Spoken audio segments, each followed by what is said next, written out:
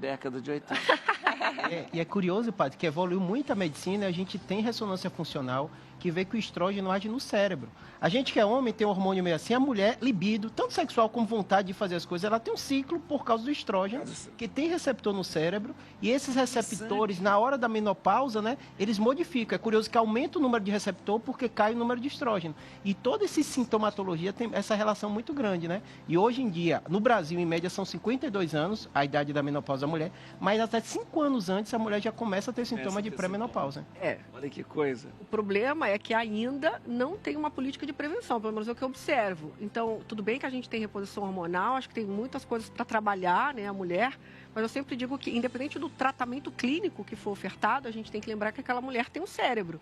Então, não adianta eu enfiar hormônio aqui ou sugerir esse medicamento àqueles que estão com uma mulher com o sistema nervoso central todo sobrecarregado. Então, às vezes eu falei da atividade física, mas é uma mulher que está com problema familiar, que está com questões no matrimônio. Então, ela já vai estar, muito provavelmente, ativando mais cortisol e bloqueando mais serotonina. Então, o próprio ambiente dela pode ser um inimigo nesse momento. Né? Mas 82% de pessoas com depressão, né, de mulheres com depressão, é um número muito alto, assim. Quando a gente fala de saúde mental, sempre é um problema, né? A gente sabe que a gente tem dados sobre ansiedade, dados sobre depressão e tal, mas cada vez eu me preocupo mais com essa coisa da saúde mental. E parece que hoje os jovens estão mais doentes mentalmente, né? Impressionante. Os jovens estão menos resistente. Ele falou do celular, lógico, né? Acho que todo mundo já sabe, mas em algum grau é muito amigo, né? O digital, mas o digital também mexe com o nosso sistema nervoso central.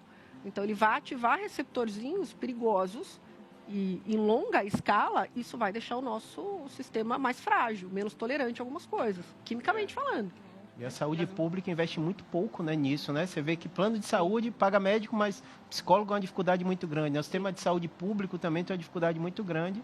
E olha os números, o Brasil é o país mais ansioso do mundo, segundo a OMS, né? Então, eu estava conversando esse dia, eu estava falando, a gente fala, eu estava lendo uma notícia dizendo que os outros países, existe uma subnotificação também da ansiedade, de transtornos, de doença mental, porque o Brasil, nós temos assim, a gente respeita quando uma pessoa tem uma doença mental. A gente fala, vai fazer o tratamento, vai. Até no trabalho, você tem uma licença, você fica afastado. Tá? Pelo que ele diz, em outros países, são severos em relação a isso.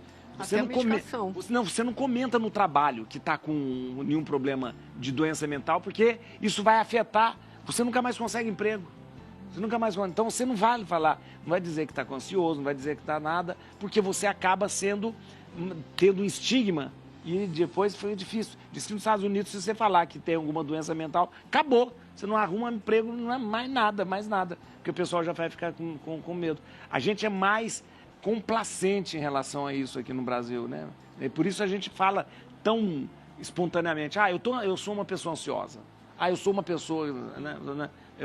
Isso que o senhor falou da subnotificação é muito importante, porque tem a maioria das pacientes que eu atendo hoje, eu atendo muitas mulheres, elas moram fora, então são imigrantes. O que elas trazem para mim é a dificuldade de medicar. Então tem muita paciente que está com depressão, ela passa às vezes com um psiquiatra online aqui, e ela tem indicação de medicação, mas quando passa lá no médico da família, que geralmente lá é o médico da família, eles não medicam, eles têm principalmente dependendo do país, Suécia, eles têm uma resistência terrível para medicar.